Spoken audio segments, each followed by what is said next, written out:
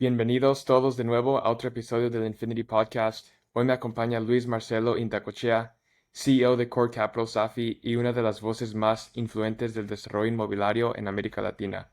Con más de 15 años de experiencia liderando proyectos de inversión, expansión y financiamiento dentro del grupo Edifica, Marcelo ha sido clave en la evolución del sector en Perú y más recientemente en su incursión internacional con proyectos en Brickell, Miami. Luis, es un placer estar aquí contigo, muchas gracias. Hola Zeus, muchas gracias por invitarme, encantado de estar contigo y con toda tu audiencia. Luis, ahora para empezar, los que no te conocen, ¿cómo empezaste en el sector inmobiliario? ¿Nos puedes contar un poco de cómo fue tu trayectoria? Sí, bueno, nosotros empezamos en Lima, la capital de Perú, exactamente hace 20 años. Un grupo de amigos estudiamos en la Universidad de Ingeniería y empezamos con un proyecto residencial pequeño de 7 unidades, una, una, una facturación cercana a los $500.000 entre estas 7 unidades, ¿no? Siete unidades pequeñas y un proyecto bastante pequeño con capital propio, en un momento en el que el país estaba saliendo de momentos duros, y los precios estaban bastante bajos. Y empezamos así, 5 amigos universitarios.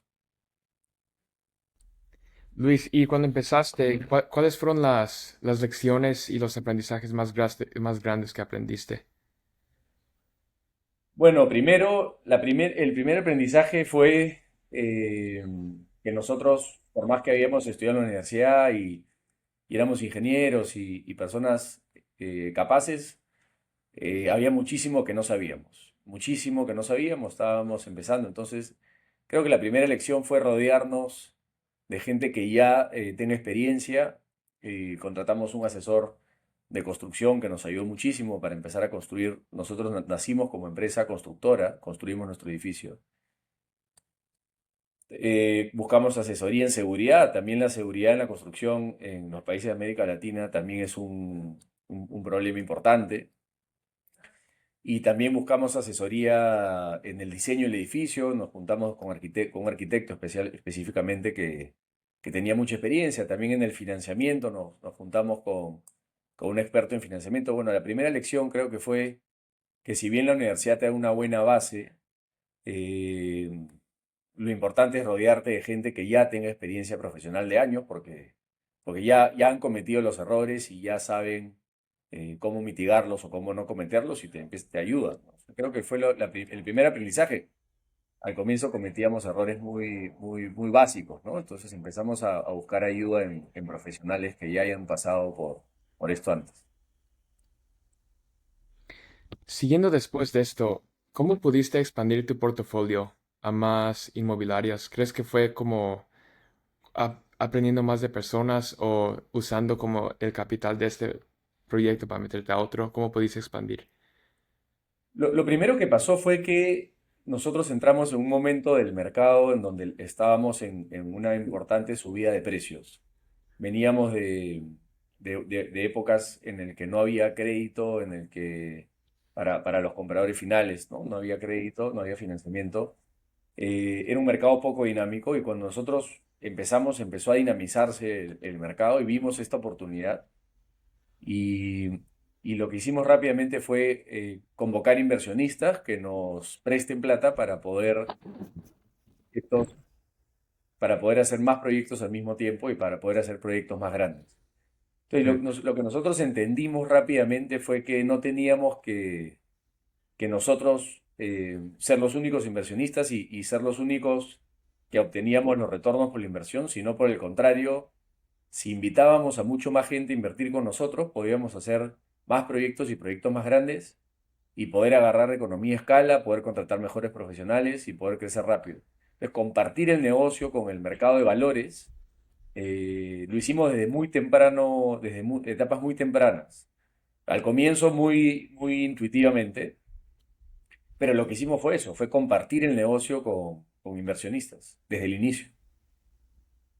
Así que cuando lo compartiste, ¿fue un tipo de crowdfunding o nomás fue como que les presentaste la oportunidad de que se metieran a este inmueble? O sea, no fue crowdfunding, hicimos eh, básicamente hicimos la típica, el ofrecimiento de invertir o en equity o en deuda, Sí. ¿no? Entonces, asumíamos deuda corporativa al inicio a tasas muy altas, con contratos que los llamábamos de mutuo dinerario, era un préstamo con la garantía de las acciones de la empresa, y era un préstamo a tasa fija, tasas altas, porque estábamos empezando y el riesgo era alto.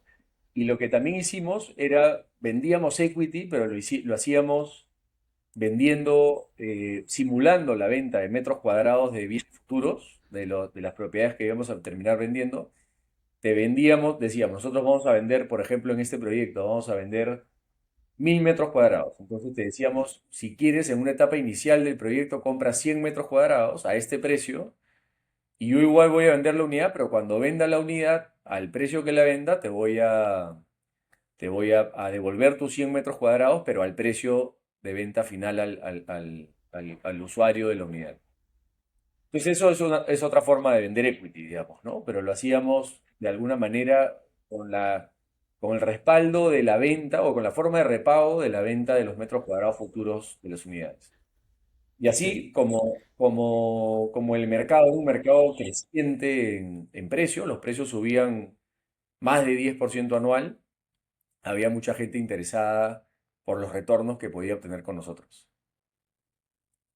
Luis, ¿nos puedes hablar un poco más de Core Capital y cuál es su enfoque ahorita y cuál es el rol que tú tienes en esta empresa? Sí, lo que pasó fue que conforme fuimos creciendo, nos dimos cuenta que ya la administración de los inversionistas o la relación con los inversionistas es, hasta el día de hoy, y era estratégico para nosotros, porque era la gasolina que nos permitía crecer y poder hacer proyectos más grandes y poder hacer varios proyectos a la vez.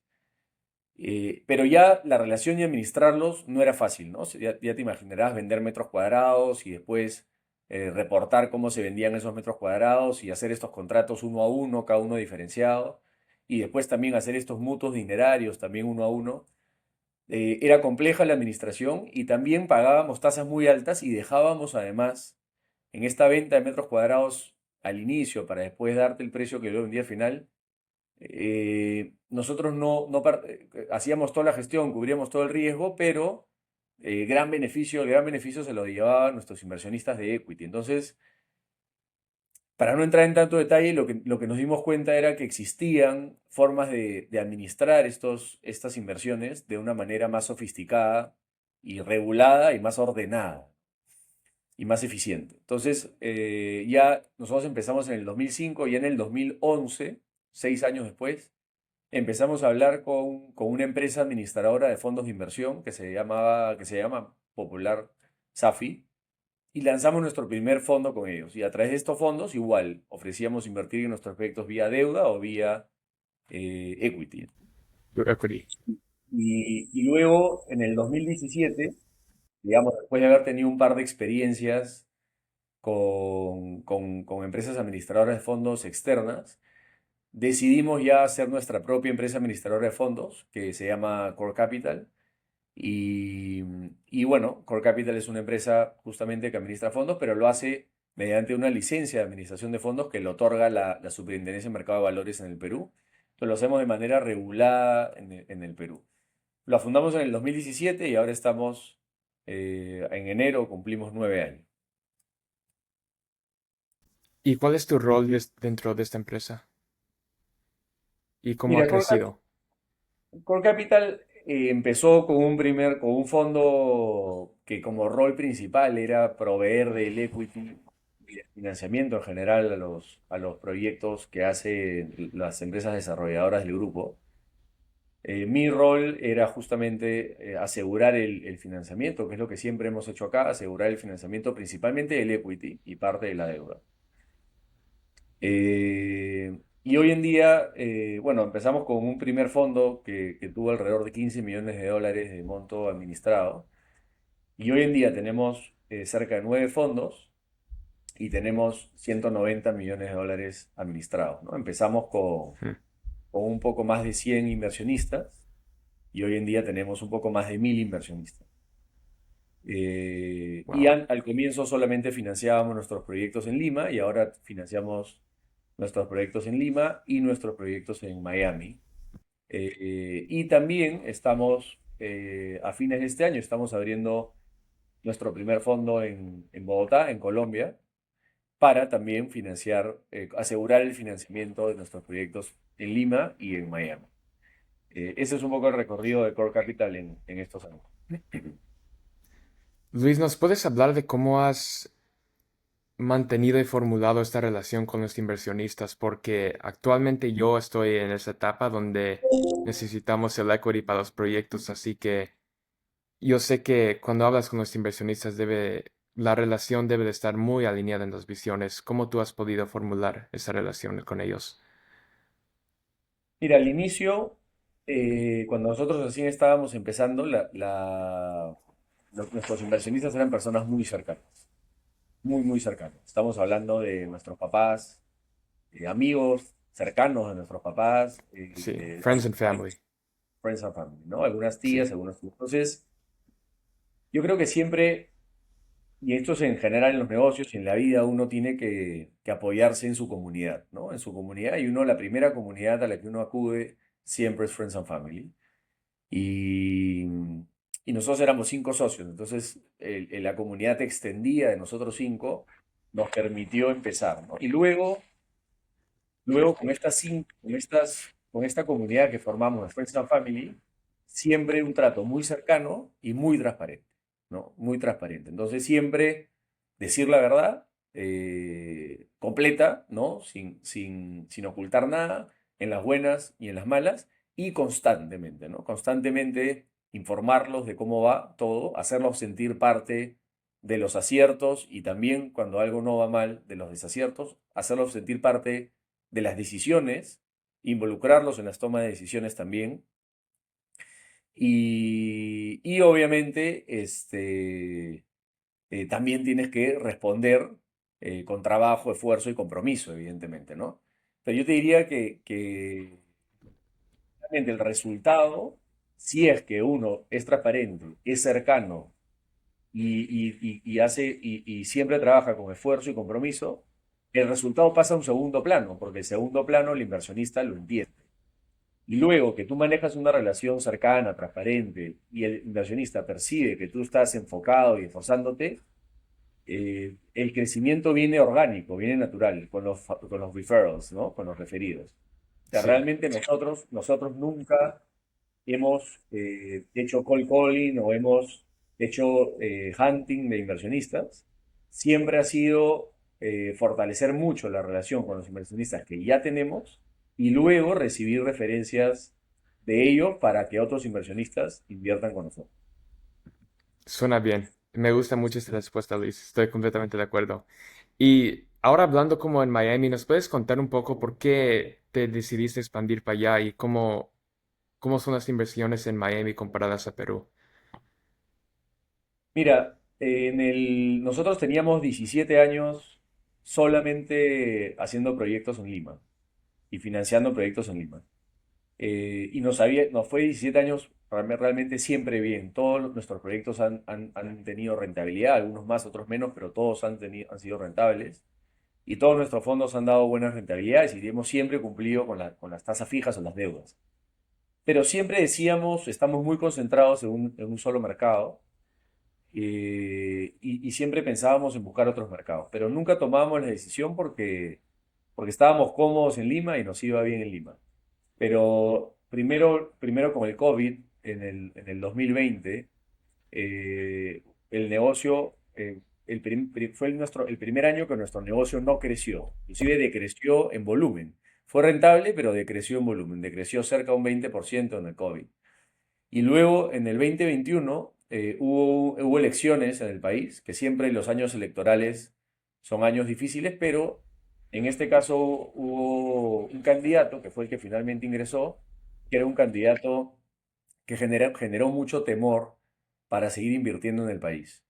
Entonces, ese temor del inversionista para invertir en el Perú se trasladó a que quiere invertir fuera del Perú.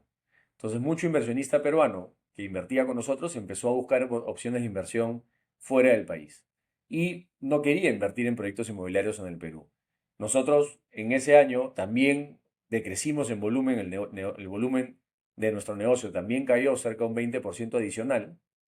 Y nosotros luego de 2 años de que nuestro negocio caiga 20% en volumen, sí logramos mantener la rentabilidad porque no bajamos los precios, pero sí cayeron las ventas. eh, Decidimos buscar una alternativa. Y la mayoría de nuestros inversionistas, conversando con ellos, y es lo que yo hablaba al inicio, de que siempre hemos conversado con ellos, nos dijeron de que querían invertir fuera del riesgo latinoamericano, fuera del riesgo peruano o inclusive dentro de Latinoamérica. Entonces analizamos Estados Unidos, analizamos Europa y bueno, hicimos un análisis de distintos tipos y al final decidimos Miami. Decidimos Miami porque nuevamente en este análisis que incluía la opinión de nuestros inversionistas, Miami fue la mejor alternativa. ¿Y cuáles son los proyectos más, cómo se puede decir, favoritos que has hecho en Miami? Bueno, en Miami estamos empezando. En Miami Ujú. hemos comprado la primera propiedad para hacer nuestro primer proyecto a finales del 21, justamente este año de que tomamos la decisión de entrar. Y nuestros tres primeros proyectos son muy parecidos. Son proyectos residenciales ubicados en Brickell. eh, Son unidades pequeñas, son unidades que están entre los 35 y 70 metros cuadrados, que para llevarlos a pies son unidades que están entre los 400 a 750 pies cuadrados. Entonces son unidades pequeñas, son unidades además que son idealmente pensadas para que los compre un inversionista que quiera luego obtener un retorno por estas unidades, o también usarlas cuando van a Miami y cuando no están en Miami, que la unidad al menos pague los costos que involucra tener esta unidad. Entonces no es un costo adicional para el propietario el tener una propiedad en Miami. Entonces cuando va a Miami la usa y cuando no está en Miami, la unidad no le genera un costo adicional. Entonces, los dos primeros proyectos que hemos desarrollado en Miami están bajo una marca que se llama Domus. Domus Brickell Park es el primero y Domus Brickell Center es el segundo. Y esta marca Domus es una marca orientada a hospitalidad, ¿no? A hospitality. Son para estancias de corto plazo y que cuentan con todos los servicios y amenidades de un edificio diseñado para un proyecto de estancias de corto plazo. El tercer proyecto se llama House of Wellness y ya es un proyecto para estancias de mediano y largo plazo. Y nuevamente, todo el diseño del edificio y las amenidades están pensadas en estancias de mediano y largo plazo, es decir, de 6 meses a más. Luis, y ahora cambiando la conversación a Perú, ¿cuáles han sido tus proyectos favoritos que has hecho en Perú? A ver, en Perú, quizás uno de los proyectos que más nos gustó fue un proyecto que lo llamamos en Melindón Porras, es una zona residencial de las más importantes que hay en Lima, en Miraflores, y que está muy cerca de una bajada, de una quebrada, que es la quebrada Armendáriz, que es una quebrada que baja al mar, es una quebrada que desde la ciudad te diriges al mar, y está frente a un parque, es un parque muy bonito que se llama Melintón Porras. Este es un proyecto que lo hicimos además en el año 2009, que fue cuando nació mi primer hijo. Me acuerdo que compramos la propiedad el mismo mes que nació mi primer hijo y es un proyecto que fue un salto importante para nosotros porque nosotros teníamos proyectos que facturaban $1 millón o 2 millones los primeros proyectos. Y ya este fue un proyecto que facturó más de $10 millones.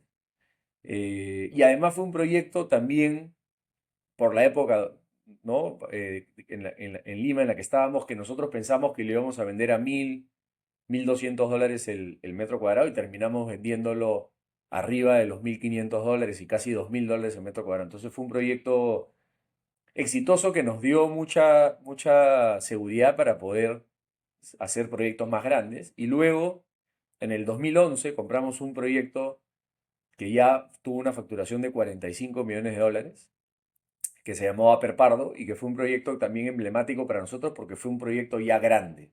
Fue el primer proyecto grande que hicimos, un proyecto que factura $45 millones en Lima ya es un proyecto grande. Y es un proyecto ya fue de 9 sótanos, de 23 pisos de altura, entonces fue un proyecto ya de más de 30 niveles y que además fue muy exitoso para nosotros y que este proyecto de Aper Pardo fue, te diré que el primer proyecto que terminó de definir cuál era nuestra estrategia más rentable, que nuevamente son residencias, microunidades en zonas muy turísticas o de alta demanda de alquiler, departamentos pequeños y proyectos grandes. Entonces, esa fórmula, luego de este segundo proyecto que te menciono, que se llama Upper Pardo, fue la fórmula que nos acompaña hasta el día de hoy. Hasta el día de hoy nosotros hacemos proyectos que facturen por lo menos 30 millones de dólares, que sean en zonas muy turísticas de Lima, microunidades con alta demanda de alquiler dirigidas a personas que lo compran para alquilarlo, ¿no? No para usarlo, sino para alquilarlo. Y ahí es donde nosotros obtenemos la mayor rentabilidad, tanto para nosotros como para nuestros inversionistas. Luis, con estos proyectos que tienen la alta rentabilidad para ustedes y para que traen el retorno para los inversionistas, ¿nos puedes hablar un poco sobre el énfasis y el enfoque en un nicho específico del desarrollo? Porque conozco a muchos desarrolladores que tienen como, hacen todos los food groups, se enfocan en todos los product types, los asset classes, cualquier tipo de producto, así que pierde en el enfoque, así que quiero oír cuál es tu opinión en eso, en mantenerte enfocado. Sí, a ver, yo creo que la diversificación en geografías, en asset classes, en tipos de proyectos es buena para un inversionista, ¿correcto? Pero para un desarrollador como nosotros, lo ideal es volverse especialista y muy competitivo en algo específico, ¿correcto? Y ambas cosas son buenas y no son excluyentes. Un inversionista puede elegir a distintos desarrolladores para invertir en distintos asset classes y está bien eso que diversifique. Pero yo creo que lo que le toca a un developer como nosotros es volverse muy especialista y muy competitivo en un tipo de proyecto, en un tipo de asset class, en un tipo de edificio, digamos, ¿no? Nosotros eso lo hemos aprendido con errores. Nosotros algunas veces hemos hecho otro tipo de asset classes, oficinas o proyectos mucho más grandes o proyectos de lujo, pero nos hemos dado cuenta que en donde mejor nos va es en este nicho de mercado que he mencionado, ¿no? Ahora, algo que también sucede y mucho en Latinoamérica es de que cada zona eh, tiene sus retos y sus complejidades. Y sobre todo, muchos en lo que se llama las licencias o la tramitología. Para tú poder hacer un desarrollo inmobiliario rápido y predecible en tiempo y costo, que es lo que tú buscas, es muy importante que tú te vuelvas un experto en las licencias y los permisos para poder hacer el proyecto. O sea, no es tan fácil presentar al gobierno de una ciudad que te apruebe un edificio, ¿correcto? Obviamente el gobierno de una ciudad va a cuidar a su ciudad y a sus vecinos y va a cuidar el entorno de que este nuevo edificio que va a estar en la ciudad cumpla los estándares que ellos buscan y los requisitos que ellos buscan. Entonces, si tú dominas una zona, un área y conoces bien lo que los vecinos y las autoridades están dispuestos a aprobarte para que tú estés ahí, es decir, conoces bien la norma, tienes mucho más chance de hacerlo rápido, ¿correcto? Y no perder tiempo en obtener las licencias y las aprobaciones. Y en no tener problemas con los vecinos también. Suena Entonces, bien, ya. entonces, si tú cada proyecto que tú haces es una zona nueva, es una autoridad nueva, es un vecindario nuevo, es un aprendizaje nuevo, entonces no puedes predecir el tiempo. Nosotros desarrollamos proyectos en las mismas zonas todo el tiempo y eso hace que seamos rápidos y predecibles, que es lo que finalmente afecta la rentabilidad de un proyecto, que es el tiempo y el costo, ¿correcto? Es lo que tú tratas de siempre optimizar. Hacerlo en el tiempo más corto posible y en el costo que tú has presupuestado y para el cual has hecho tu proyección de rentabilidad. Es por eso que yo creo que un desarrollador inmobiliario tiene que especializarse en un asset class, en un tipo de proyecto y en una zona. y de a pocos ir aumentando su especialización, pero es muy difícil que un Sí. desarrollador sea muy competitivo en todas las zonas y en todos los lugares, porque ya hay otro que es más competitivo que tú y probablemente está siendo más rápido, está consiguiendo los mejores lugares, está teniendo mucho más seguridad sobre el costo del proyecto y por ende eso se traslada finalmente a la venta y a tu recorrido, a tu prestigio y a tu inversionista. Suena bien. Muchas gracias por eso, Luis. Hoy en día también se oye la charla mucho de la inteligencia artificial y cómo está entrando al sector inmobiliario. Estoy curioso cómo tú estás usando estas nuevas tecnologías para tu negocio. Sí, bueno, todavía hay mucho por descubrir ahí, ¿no? Sin duda. Nosotros, particularmente en Core Capital, para ya irme a lo que yo veo directamente, creemos de que nosotros estamos en el capital raising, ¿no? En el relacionamiento con el inversionista. Ya. Y justamente hablábamos hace un rato de la cercanía con el inversionista que tiene mucho que ver con mantenerlo siempre informado de lo que está pasando y darle la información completa. Entonces yo creo que esa relación con el inversionista puede ser muy potenciada con la inteligencia artificial, ¿no? Y hablando específicamente de Core Capital, no hablando tanto de todo lo que es desarrollo y construcción, pero en todo lo que es la relación con el inversionista, y para mencionar solamente una idea, ¿no? Por ejemplo, yo hablo mucho con los inversionistas y siempre he tenido una relación muy cercana. Yo puedo presumir, ¿no? Tengo los bragging rights, como dicen, de conocer a más del 80% de los inversionistas con los que trabajamos y siendo más de 1000 inversionistas. Pero esto no es muy escalable, ¿correcto? O sea, si el día de mañana son 2000 o 3000, si yo personalmente, que soy el líder de Core Capital, quiero tener una relación con todos los inversionistas, es imposible, no me alcanzaría el tiempo, ¿no? Una relación cercana. Entonces, mediante una versión virtual o un asistente virtual o una versión mediante inteligencia artificial, yo puedo mantener una relación con mis inversionistas con una simulación de mi persona, ¿no? Y no solo mía, sino de cualquier persona que trabaja en Core Capital.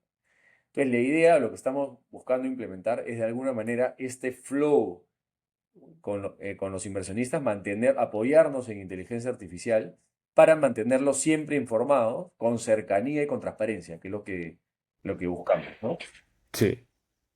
Suena bien. Creo que estás hablando de mantener esta relación en forma más eficaz y automating los workflows. Aquí se habla mucho de eso también. Exactamente. Sí. Luis, ¿cómo ves dentro de los próximos 5 años el futuro de Core Capital?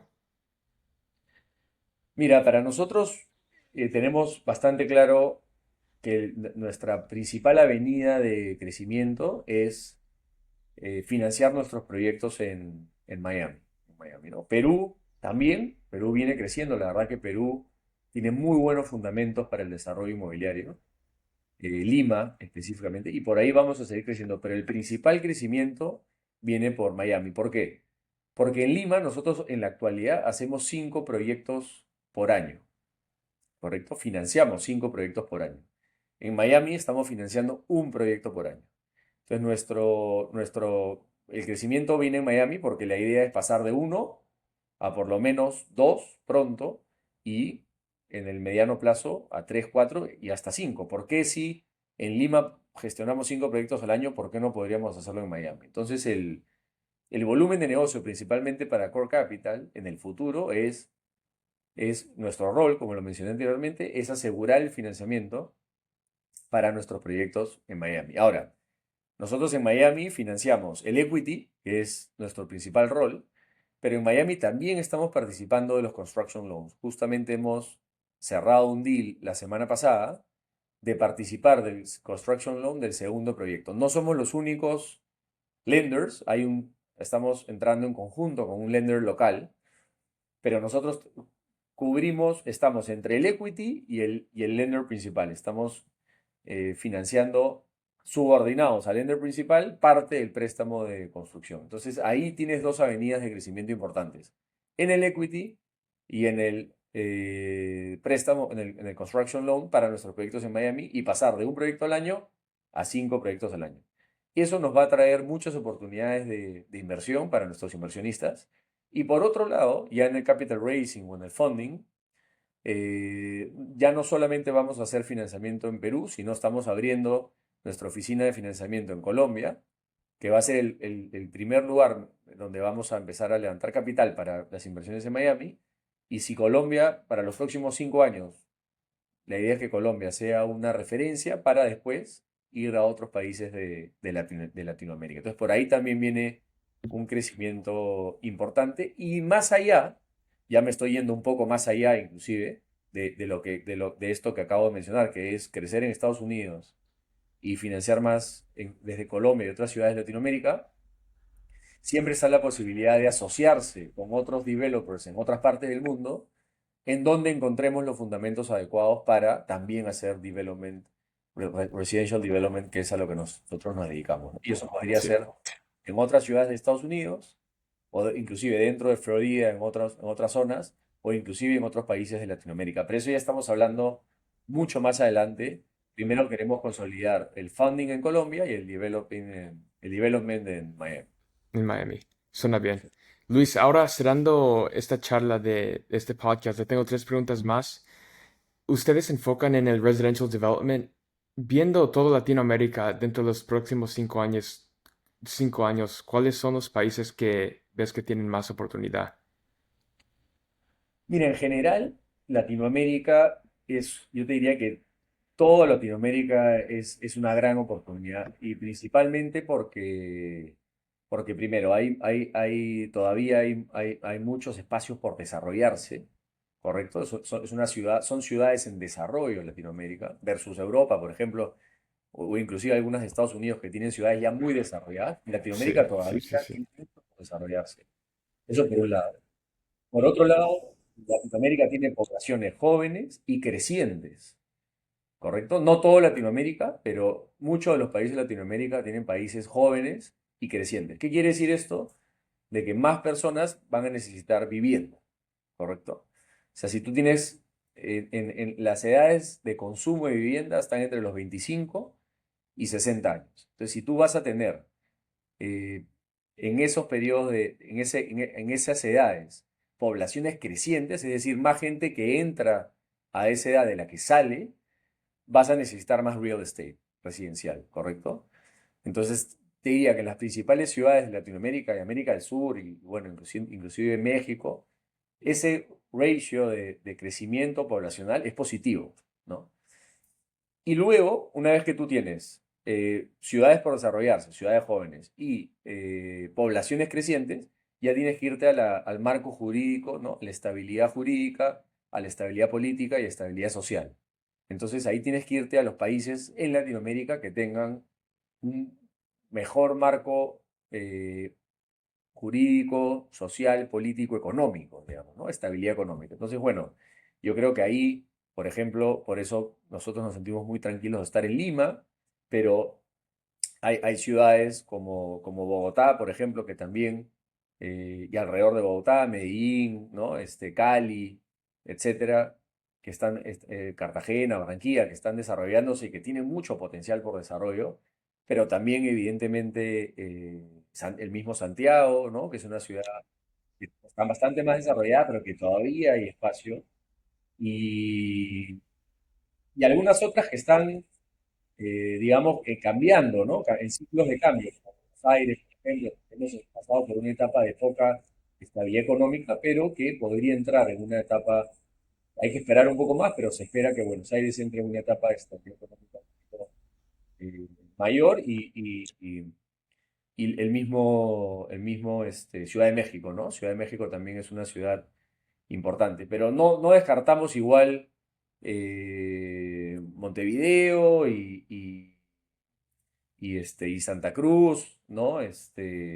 Asunción, en fin, como dije al inicio, ¿no? Toda Latinoamérica tiene este potencial de desarrollo gigante, pero nosotros por ahora, para no marearnos, estamos muy enfocados en, como dije, ¿no? Desarrollo en Miami, financiamiento en Colombia y después, más adelante, veremos, ¿no? A nosotros Miami nos encanta porque tiene un crecimiento demográfico muy fuerte y una estabilidad jurídica, económica, social, política, muy, muy importante.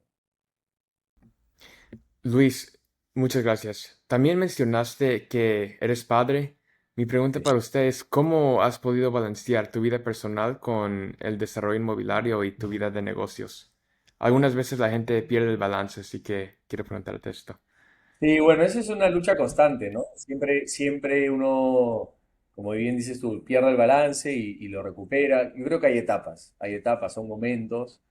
Hay momentos en los que tienes que darle quizás un poco más de energía, de tu energía a tu empresa. Y también hay momentos en los que te recuperas y vuelves a recargar esa energía con tu familia, ¿no? Que es tu fuente de energía. Yo creo que lo más importante es tener una familia en donde que te apoye en las buenas y en las malas y elegir bien a tu familia.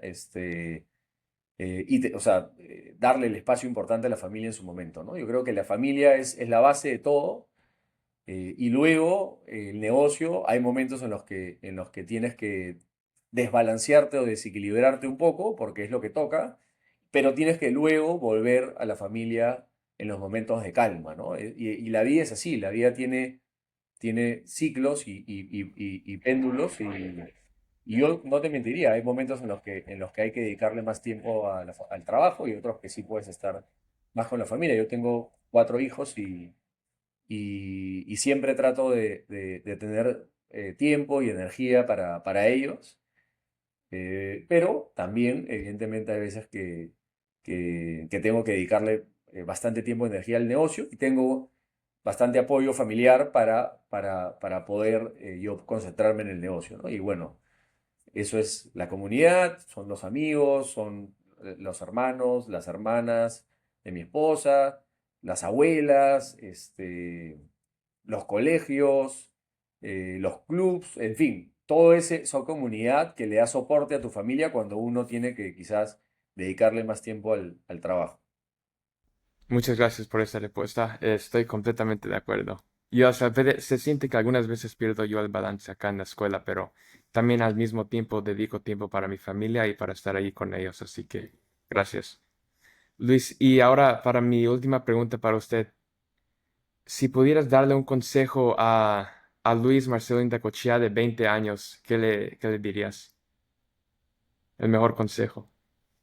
Yo le diría que se sienta tranquilo de, de, de ser leal con sus relaciones más importantes. Eh, Wow. muchas veces, muchas veces cuando uno es joven, quiere cambiar de relaciones todo el tiempo, ¿no?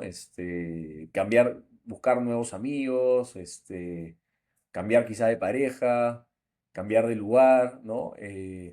Yo particularmente no lo hice, yo me mantuve muy cercano con mis amigos de toda la vida y mi pareja de toda la vida y siempre tenía esta inquietud o este temor de quizás cambiar de amigos y cambiar de pareja y probar cosas nuevas, digamos, ¿no? Yo le diría, no tengas temor, ¿no? La verdad que cuando uno eh, es leal con sus relaciones con las que uno se siente cómodo, al final terminan esas relaciones retribuyéndole todo lo que uno les da. Entonces yo creo que uno debe ser leal y fiel, digamos, a las relaciones más importantes en su vida, eh, lo cual no es fácil, ¿no? Si fuese fácil todo el mundo lo haría, pero sí creo que eso, quizás, ¿no? Cuidar tus relaciones importantes, cuidarlas. Muchas gracias. Lo aprecio, Luis, por esa respuesta y también por todo este podcast. Fue un placer hablar con usted. Aprendimos mucho y una cosa más, ¿dónde la gente puede encontrar más sobre ti, sobre Core Capital y los proyectos que están haciendo? Bueno, nosotros en nuestros websites, ¿no? En el website de Core Capital, de North Development, de Edifica o de Productiva, ¿no? Son las 4 empresas del grupo. Mi perfil, en verdad, una forma fácil quizás es mi perfil de LinkedIn. LinkedIn, yo ahí comparto lo que hacemos. Así que bueno, por ahí nos contactamos, por ahí nos conocimos Zeus, entonces yo siempre Sí, estoy ahí atento a conectar. Creo que es importante eso, ¿no? Conectar con los demás, siempre estar abierto a relaciones nuevas y a escuchar distintas experiencias, distintas perspectivas. Y encantado, Zeus, muchas gracias por darme este espacio y si alguien quiere conectar conmigo y compartir experiencias y que yo le cuente un poco más de Core Capital, encantado también. muchas gracias, Luis. Bendiciones. Bendiciones también, que estés bien. Adiós.